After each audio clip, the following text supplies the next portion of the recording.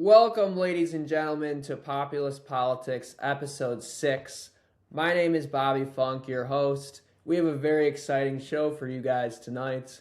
We're going to talk all about the MAGA Civil War tonight, and we're also going to talk about the latest developments within the Iran-Israel-United States war that is in its 20th day, I believe, 19 or 20 today.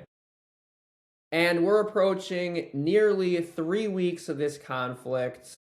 It's been much of the same recently, but we had new developments yesterday and today as Israel and the United States, or mainly Israel, is being more bold in their strategy, and they're willing to attack oil infrastructure of the Gulf countries that Trump is reprimanding them of.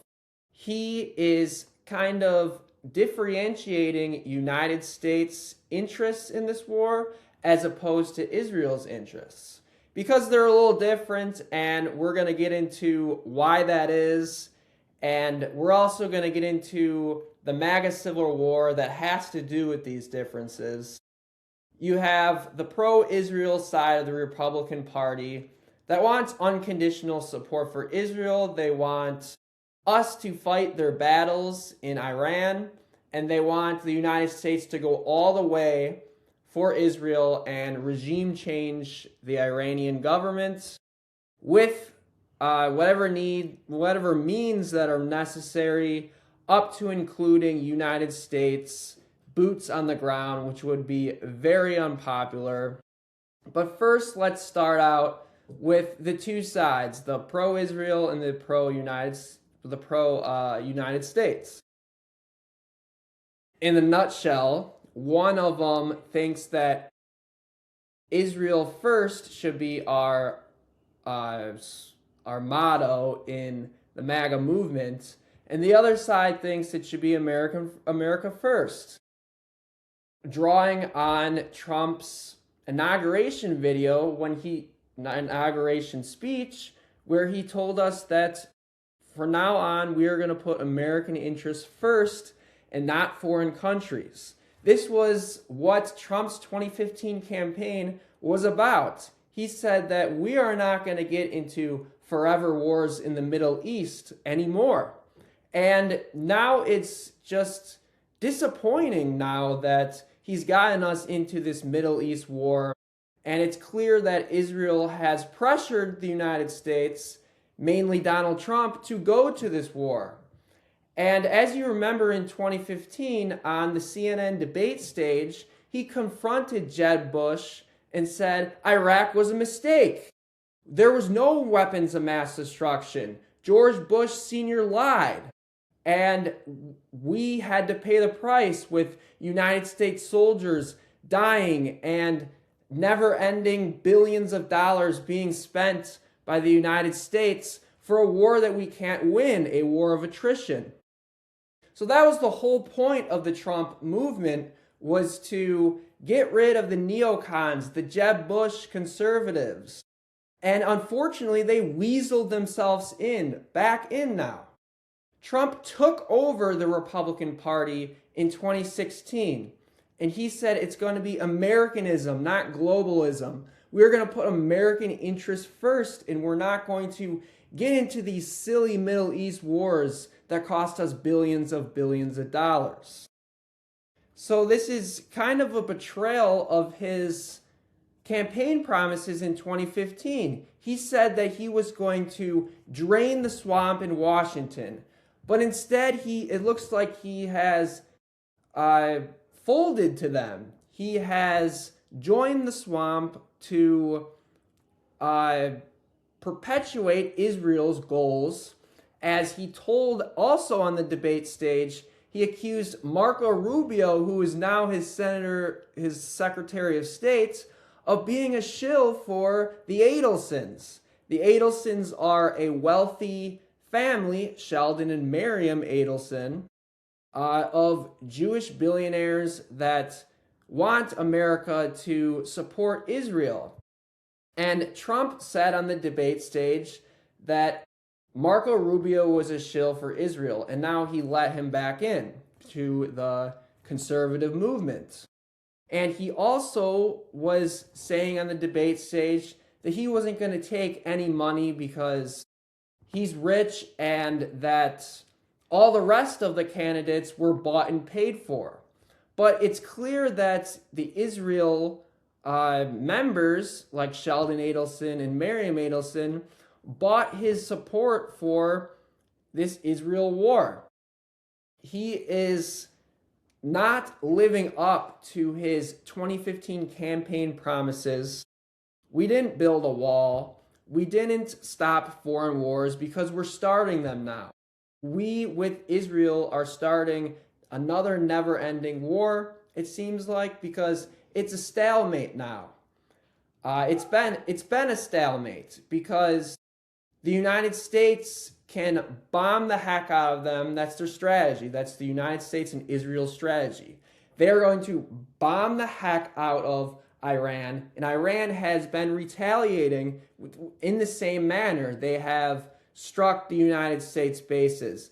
They're striking those oil infrastructures of the Gulf states.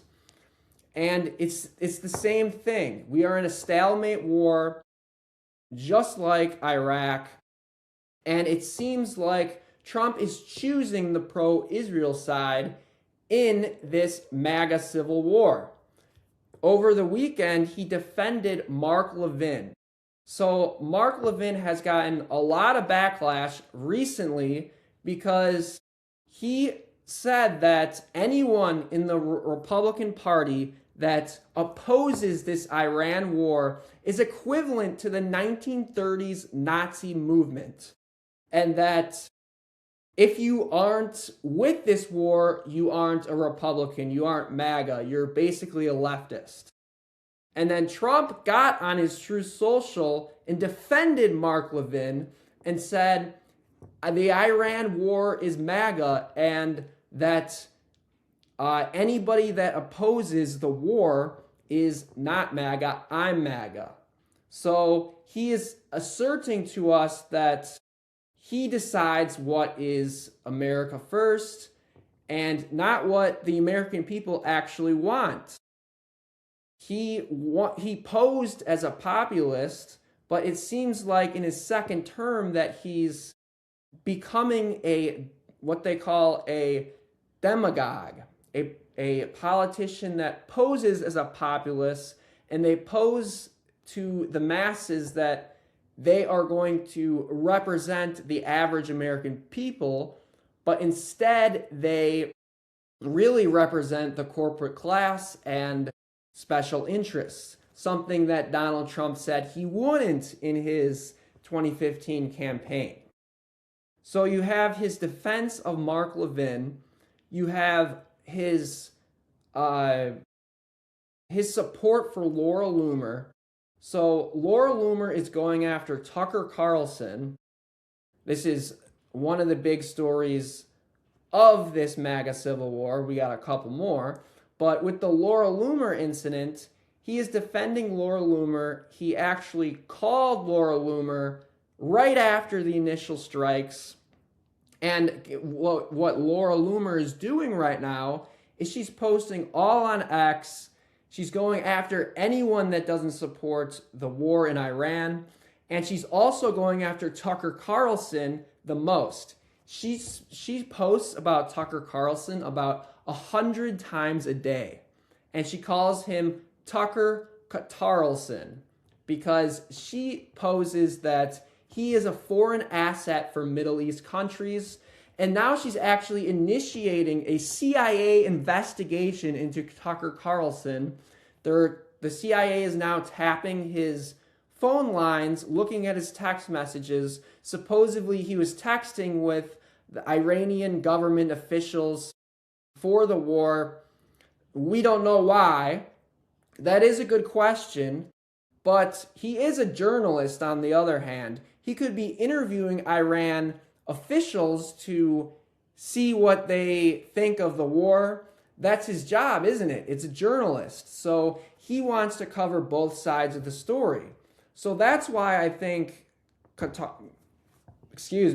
Tucker Carlson was texting with Iranian government officials, but who knows? But Laura Loomer is crazy. She is going after anyone and everyone that doesn't support the war, rolling out the common accusation of anti-Semitism. You also have Lindsey Graham, who wants us to bomb absolutely everybody. He wants Trump to join Israel and Lebanon to bomb people in southern Lebanon, bomb Hezbollah, and displace more people. The media is not really talking about it a lot, but in Lebanon, you have so many people being displaced from their homes, thousands, I think I saw 50,000 it was, are displaced from their homes. They can't go anywhere because Israel is bombing the heck out of them. And it's a sad story. You also have other media proponents like Glenn Beck, the founder of Blaze. He was talking about Joe Kent, and that's another story that we have to get into, is Joe Kent was Trump's appointee to the counterterrorism division, and he resigned over the war in Iran. And it's significant because it's the first administration member to publicly oppose this war and reprimand the president for getting us in another Middle East war.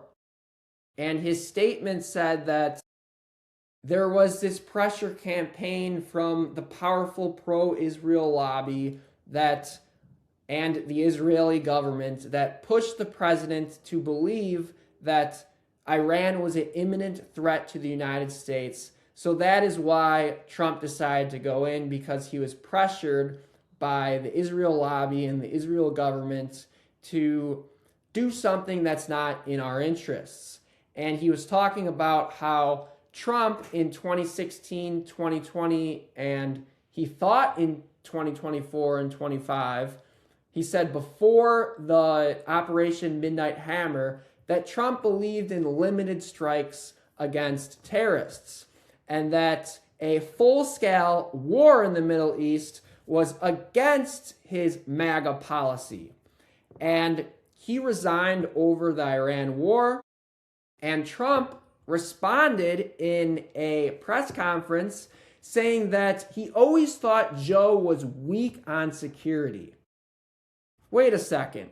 Weak on security?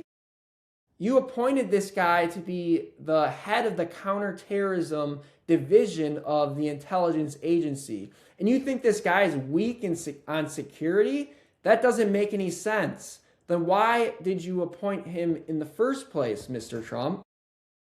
And then you have Randy Fine, who is trying to roll out the Bible to support unconditional support for this war with Israel by rolling out Genesis 12, saying that those that bless Israel will be blessed, and those that curse Israel will be cursed.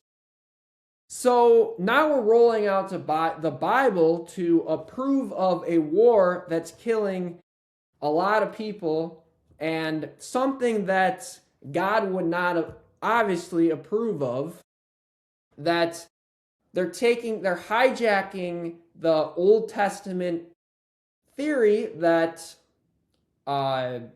evangelical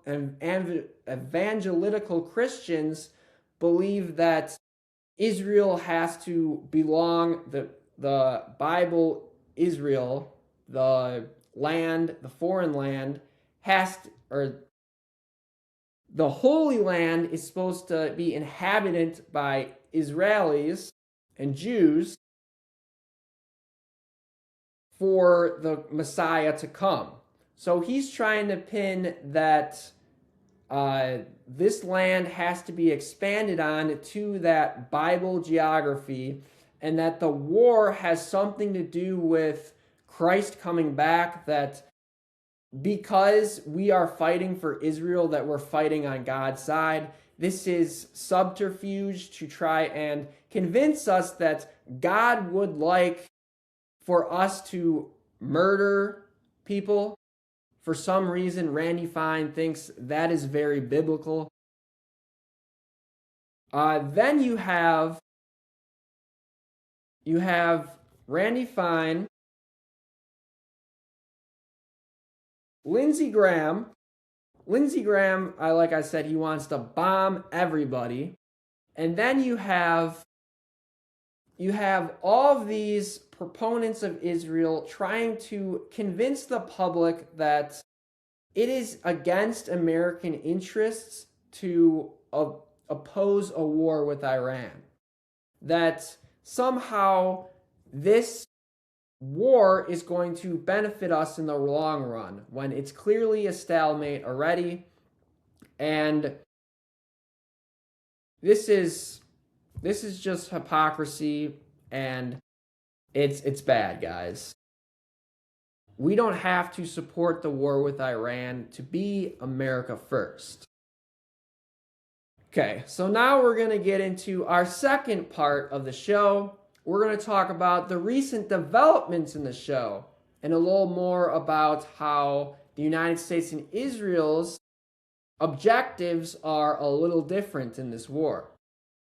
So Israeli officials and the IDF killed 2 Iranian top officials in the last couple days. They killed the foreign minister and a top military commander.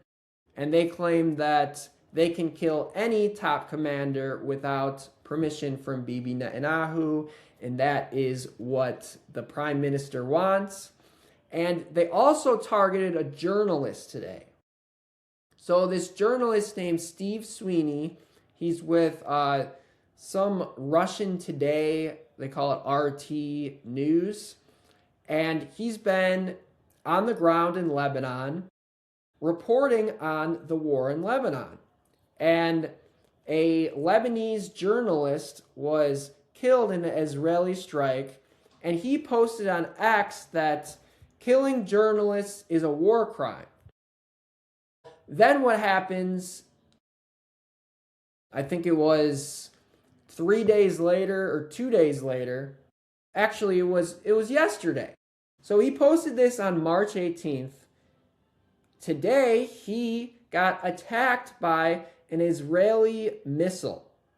So there's a video of him reporting, and his cameraman tells him to duck, and a missile literally comes within, I'd say, like 100 to 200 feet from him. And the missile blows up, the shrapnel comes, and it hurts him and the cameraman, and he was in the hospital.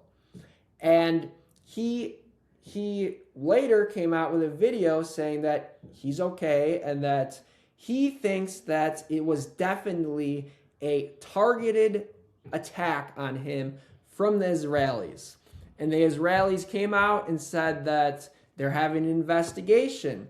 But Sweeney claims that it's indefinitely a targeted attack, and that this deserves another war crime label for the IDF.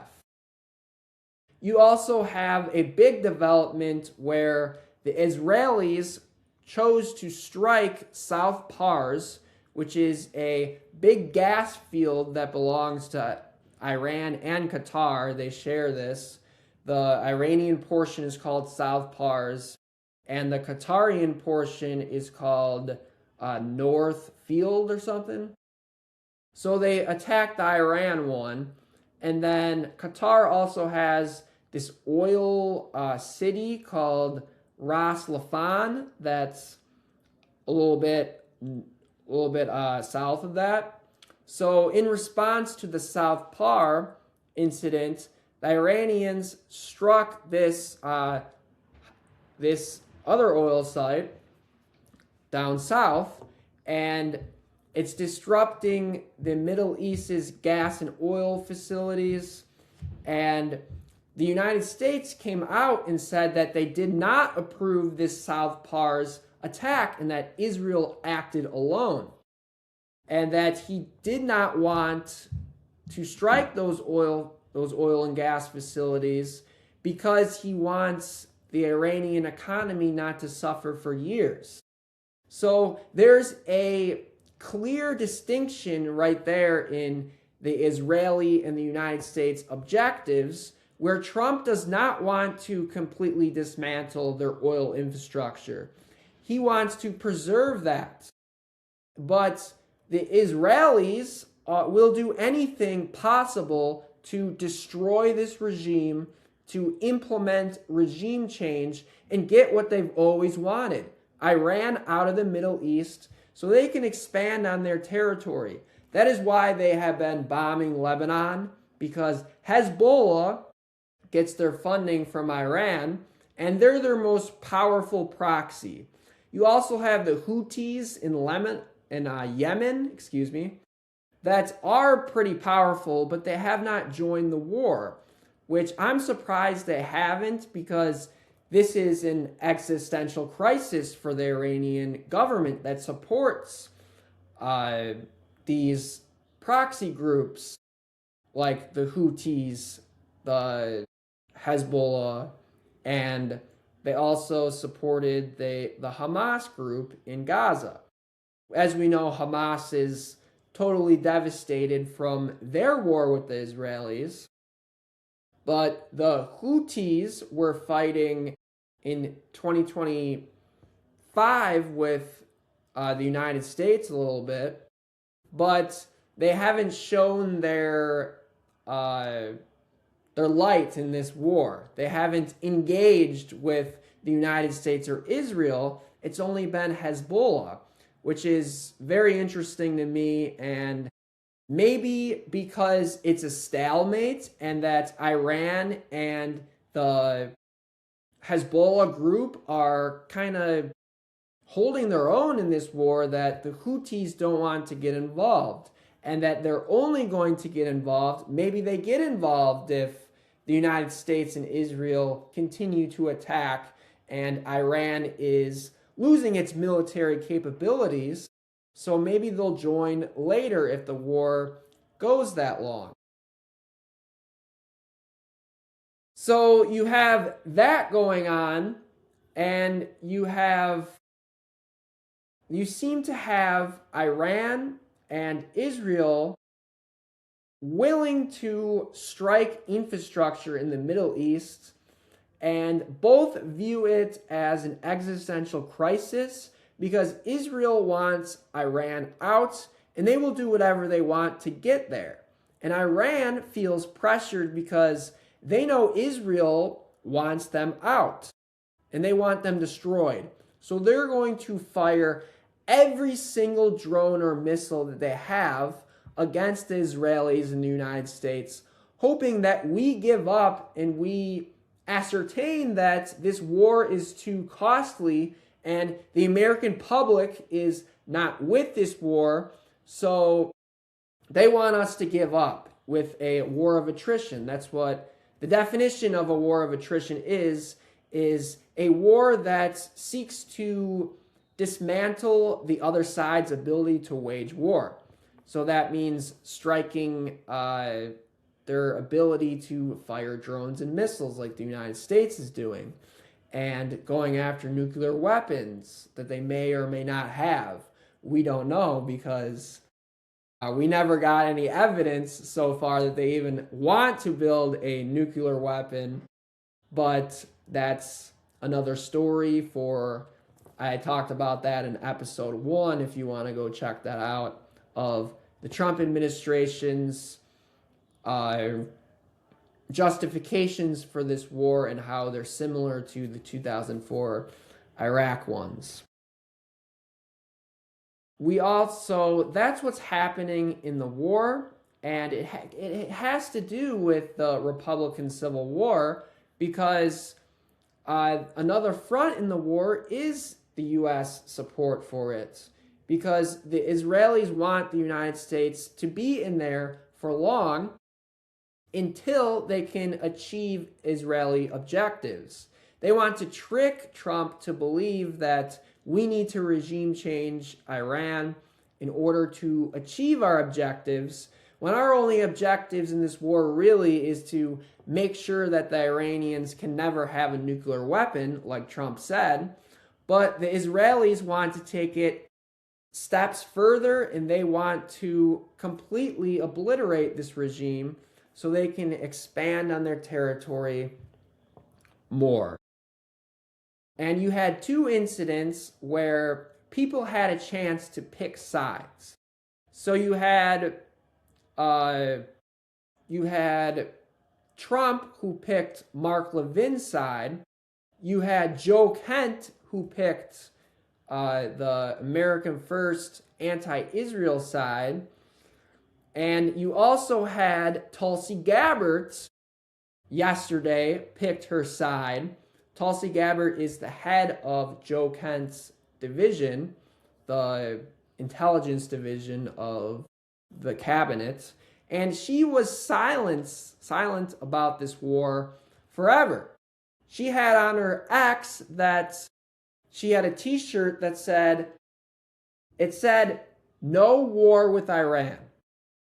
And then all of this happened on February 28th. The United States went to war with Iran.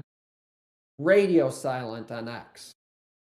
And then after yesterday's Joe Kent, it wasn't yesterday, it was 2 days ago. 2 days ago, Joe Kent resigned from his post. So Tulsi Gabbard had to break her silence. So she went in front of, I think it was the Senate, I think, and she explained that the president made his decision and felt like that the Iranian government posed an imminent threat to the United States, and that is why they went in there, and her job is only to provide the president with intelligence.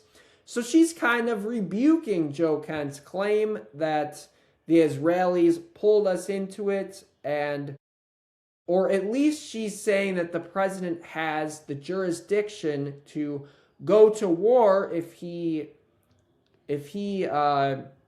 thinks that the United States is under an imminent threat. So I thought that was interesting. She's picking a side. So the main people you have on both sides, you have Tucker Carlson, Megyn Kelly, who's been outspokenly anti-Israel recently. You have Nick Fuentes, prominent anti-Israel man, podcaster. And then you have, so Tucker Carlson, you have Candace Owens, who's been outspoken about this. And then on the Israel side, you have Mark Levin, Laura Loomer, Glenn Beck, Lindsey Graham, Ted Cruz, you name it. So this is a full-out civil war, and as someone who's been notably silent is our Vice President, J.D. Vance. Maybe he is kind of staying on the sidelines because everybody thinks that he is going to be the Republican nominee in 2028. So maybe he's distancing himself from the Iran war so that he can join the anti-Israel side if needed in 2028. So that's going to be interesting to see how that plays out in 2028. Are we going to stay with the Trump train and the MAGA movement that is clearly, as I said from the start of this show, that he is going back on his 2015 campaign promises to not support a foreign war in the Middle East? Or are we going to get another shift in the Republican Party from Trump to a more anti-Israel, pro-America first candidate? That's going to be interesting. Life without Trump after he after he kicked the neocons out and then invited them back in his second term. It's going to be interesting to see who wins this MAGA civil war in the end. Anyways, I think this was a great show tonight, everybody. Thank you for viewing this episode 6 of Populist Politics. If you like the show, give me a thumbs up, meaning a like, or a comment, and let's do this again. Have a good night.